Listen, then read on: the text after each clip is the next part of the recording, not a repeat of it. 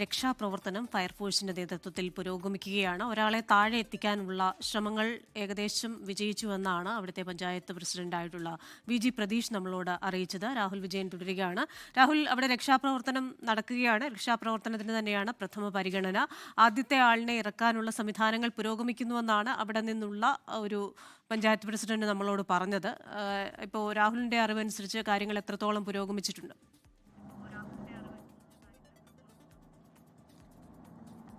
കൃഷ്ണ, ആരെയും തന്നെ താഴെ ഇറക്കിയിട്ടില്ല. രക്ഷാപ്രവർത്തനത്തിനുള്ള പലവിധ മാർഗങ്ങൾ തേടുന്നുണ്ട്. പക്ഷേ സുരക്ഷിതമായിട്ട് അവരെ താഴെ എത്തിക്കണമല്ലോ, അതിന് വേണ്ടിയിട്ടുള്ള ശ്രമമാണ് എന്തായാലും നടക്കുന്നത്. നിലവിൽ ആരെയും താഴെ എത്തിച്ചിട്ടില്ല.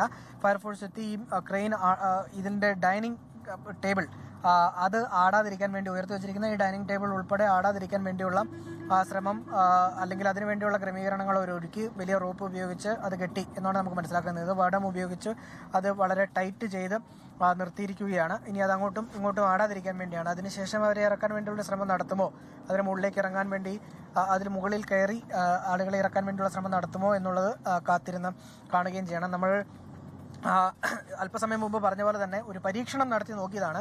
അതും ഗസ്റ്റുകളെ വെച്ചുകൊണ്ട് ഒരു പരീക്ഷണം അതിൻ്റെ നടത്തിപ്പുകാർ മുന്നോട്ട് വെച്ചു. പക്ഷെ ആ പരീക്ഷണം പരാജയപ്പെട്ടു പോയി.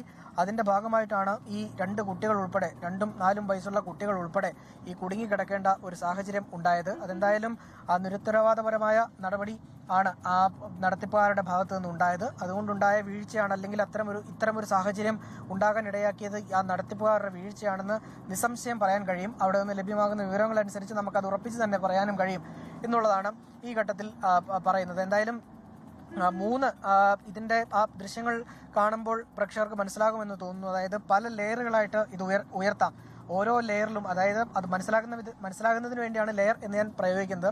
അതായത് ഇതിന്റെ ഭൂമിന് പല ലെയറിലായിട്ട് പല അഡ്ജസ്റ്റബിൾ ആണ്. അത് പല ലെയറിലായിട്ട് അത് ഉയർത്താൻ കഴിയും.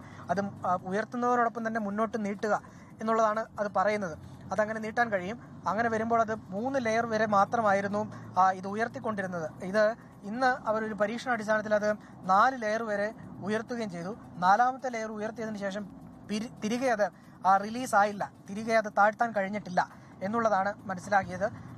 അതിനുശേഷമാണ് ഇതിൻ്റെ റോപ്പ് സ്റ്റക്കായതാണ് എന്ന് പറയുന്നത്. എന്തായാലും റോപ്പ് സ്റ്റക്കായതാണെങ്കിലും ഇതിൻ്റെ സ്വിച്ച് കംപ്ലൈൻ്റ് ആയതാണെങ്കിലും ആളുകൾ അതിൽ കുടുങ്ങിക്കിടക്കുന്നു എന്നുള്ളതാണ് ഏറ്റവും സങ്കടകരമായ കാര്യം, ഏറ്റവും ഭയപ്പെടുത്തുന്നൊരു കാര്യം.